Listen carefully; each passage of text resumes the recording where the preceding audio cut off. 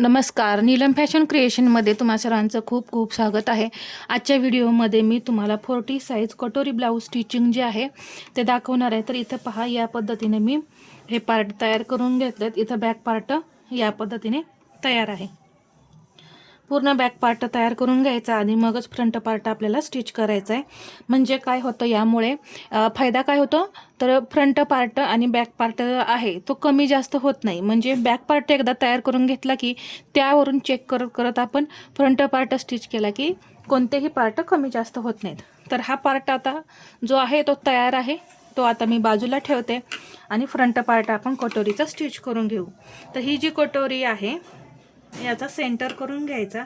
Centre केल्यानंतर इथे पहा नॉच दिलेला आहे, तो नॉच इथं मी मार्किंग करून घेतला। आणि जी टक्सची उंची आहे, आता 40 साईज आहे, तर 40 साईजमध्ये मी टक्सची उंची 3 इंच घेणार आहे। पहा, इथून मी ही उंची 3 इंच अशी तिरकी घेतलेली आहे। आणि आता इथं आपण टक्स स्टिच करून घेऊ।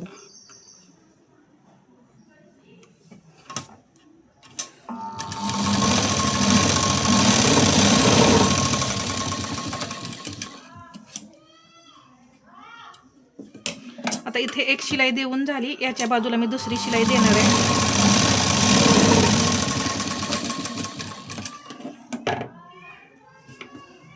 आता हा जो राहिलेला टक्स आहे तो असा कट करून काढायचा, किंवा तुम्ही तो दुमडू सुद्धा शकता। दुमडल्यानंतर पहा, इथं असं हे आधी पफ व्हायचा,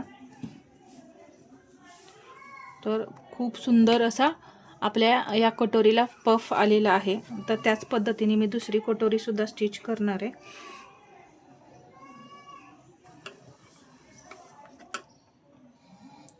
सेंटर करायचा, सेंटर केल्यानंतर इथे हा टक्स आहे, हा नाही, पहा हा टक्स आहे। तर हे तुम्ही आधी एकसारखं करून घेतलं तरी सुद्धा चालेल।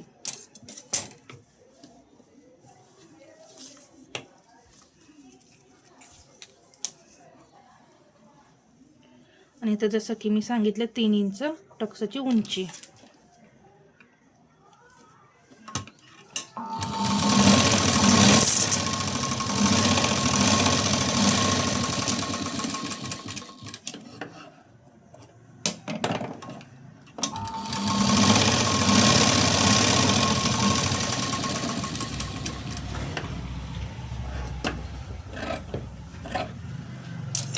राहिलेला टक्स कट करून काढला आणि या पद्धतीने दोन्हीही कटोऱ्या आपल्या तयार झालेल्या आहेत। इथं पाहू शकता। आता हे आपण जोडून घ्यायचं आहे। तर साईड पार्ट घेतलेला आहे मी, हा आता इथे जोडायचं आहे। तर हे कटोरीचं जे टोक आहे ते थोडं एक्स्ट्रा असं पुढं ठेवायचं आणि इथे लॉक करून घ्यायला विसरायचं नाही, नाहीतर परत काय होती, टीप हळूहळू निघत जाते। त्यासाठी ते आधीच लॉक करून घ्यायचं।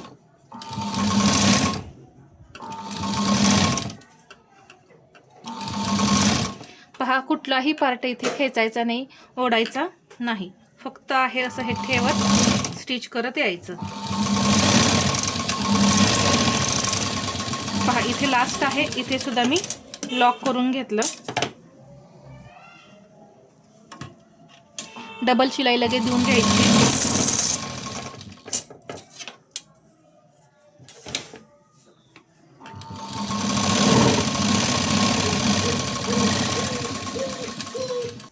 आता इथे फिनिशिंग येण्यासाठी पहा, असं थोडंसं नखाने प्रेस करायचं। इथे जे धागे दोरे निघलेले असतात ते लगेच असे कट करून काढायचे या पद्धतीने। आता हा पार्ट जर तुमचा कमी जास्त होत असेल, पहा काही काहींचा होतो, तर आता इथे हा बॅक पार्ट घ्यायचा। इथे हे दोन्ही पार्ट मी असे ठेवले, पहा हा पार्ट घ्यायचा, असा ह्याच्यावरती ठेवायचा। आता इथून पहा हा भाग किती आहे हे पाहायचं। तर इथून मी हे चेक करणार आहे। आता जवळपास मला हा भाग 2.25 इंच लागेल, 2.25 इंच इथं पहा आहे। तर इथं अजून आपल्याला अर्धा इंच स्टिचिंगसाठी लागेल, मग 2.25 इंच। मग मी ही क्रॉस पट्टी जी आहे ती घेते, पहा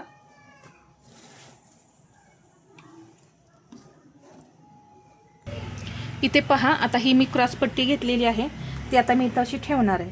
ठेवल्यानंतर आपण हे मार्किंग कुठं केले पहा, इथे इथे हे मार्किंग केलेलं आहे.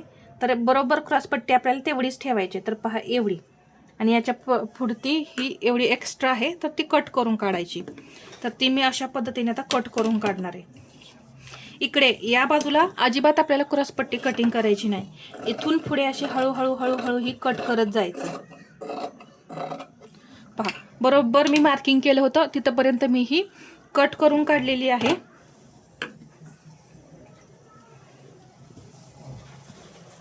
आता यातला मेन फॅब्रिकच्या क्रॉसपट्टीचा हा भाग घेतला आणि याच्यावरती ठेवला. क्रॉसपट्टी जोडताना सुद्धा हे टोक जे आहे ते थोडं एक्स्ट्रा ठेवायचं पुढे आणि मगच जोडायचंय.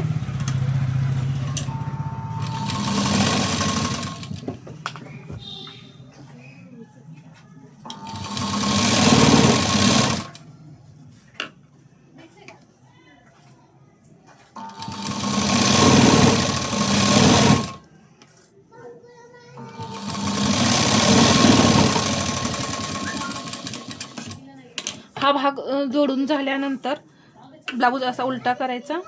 हा जो मधला भाग आहे तो गुंडाळून घेऊन ही जी अस्तरची क्रॉसपट्टी आहे ती याच्यावरती ठेवून सेम जशी मागाशी ती जोडली त्या पद्धतीने ठेवायची. बरोबर मॅच करायचा आणि बरोबर शिलाई देऊन घ्यायची.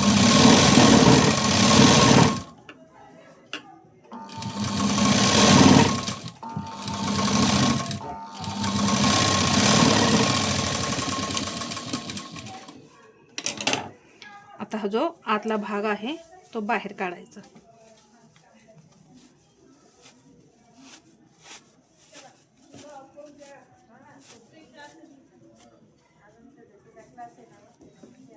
हे जे एक्स्ट्रा आहे ते असं कट करून घेतलं. परत इकडे सुद्धा त्याच पद्धतीने चेक करायचं आणि हा भाग जो आहे तो सरळ करून घ्यायचा. सरळ करून घेतल्यानंतर एकदा हे पहा अशा पद्धतीने चेक करा. तर किती छान असं फिनिशिंग आले तुम्ही पाहू शकता. जर तुम्ही मी सांगेल त्या टिप्स वापरत जर ब्लाऊज शिवला ना तर एकदम परफेक्ट जमतो. आता इथे मी परत हा ब्लाऊज इथे ठेवणार आहे. असा ठेवल्यानंतर पहा इथे हे दोन्ही जे भाग आहेत ते पाहू शकता.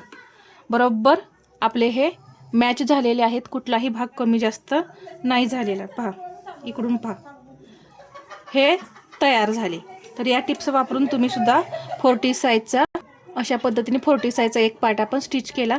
मी दुसरा पार्ट स्टिच करून दाखवते. तर हा पहा पाठीमागचा भाग आणि हा पुढचा भाग आहे. तर इथे हे अर्धा इंच आपलं हुकाय पट्टीसाठी स्टिच झालं ना की हे बरोबर समसमान होऊन जातं. तर मी दुसरा भाग स्टिच करते. तर इथे पहा हा दुसरा भाग सुद्धा मी तयार करून घेतला आणि हा पहिला. तर ह्या हुकाय पट्ट्या आपल्याला लावायच्या आधी काय करायचं, हे दोन्ही पार्ट असे एकमेकावरती ठेवून चेक करायचे बरोबर आहेत का हे पाहायचं. तर फक्त हेच बरोबर आहे का हे पाहायचं नाही. तर हे जी क्रॉसपट्टी आहे तर हिकडच्या बाजूची ह्या बाजूची आणि या बाजूची बरोबर मॅच होत आहेत का. तर इथे पहा परफेक्ट मॅच होत आहेत. इथे पहा या पद्धतीने. तर या पद्धतीने एवढं परफेक्ट आपलं स्टिचिंग असलं पाहिजे ना की ह्या क्रॉसपट्ट्यासुद्धा अशा समोरासमोरच आल्या पाहिजेत. आणि पहा हे दोन्ही पार्टसुद्धा असे समोरासमोर एकसारखे आले पाहिजेत. असं हे आपल्याला स्टिचिंग करताना टिप्स वापरायच्या असतात. आता इथे जर कमी जास्त झालं तर कोणता पार्ट एखादा कमी जास्त आहे ते पाहून स्टिच करून घ्यायचा. तर बरोबर मार्जिन जर तुम्ही ठेवलं ना, आता जसं की मी इथं चेक करून मार्जिन ठेवलं त्या पद्धतीने तुम्ही चेक करून जर मार्जिन बरोबर व्यवस्थित ठेवलं ना तर तुमचा कोणताही पार्ट कमी जास्त नाही होणार. तर हा सुद्धा आपण पाठीमागच्या भागाबरोबर चेक केला, हे दोन्हीसुद्धा पाहिले आणि इथं क्रॉसपट्टीसुद्धा पाहिली. यामुळे आपला ब्लाऊज छोट्या छोट्या ह्या गोष्टी पाहिल्यामुळे ब्लाऊजला फिनिशिंग खूप छान असं येतं. तर इथं 40 साईजचा फ्रंट पार्ट मी तुम्हाला स्टिच करून दाखवला. इथं गळासुद्धा पाहू शकता तुम्ही किती छान गोल असा आपला हा तयार झालेला आहे या पद्धतीने. आणि आता मी नंतर हुक आय पट्टी लावून घेईन. तर खूप मोठा व्हिडिओ होतो तर ते मी आता दाखवणार नाही. फक्त फ्रंट पार्ट स्टिच केलेलाच कसा स्टिच करायचा हे सांगितलेलं आहे. तर हा व्हिडिओ कसा वाटला हे मला कमेंटमध्ये सांगा. आणि व्हिडिओ आवडला असेल तर लाईक करा, शेअर करा आणि असेच नवनवीन व्हिडिओ पाहण्यासाठी आपल्या चॅनलला सबस्क्राईब करायला विसरू नका. धन्यवाद.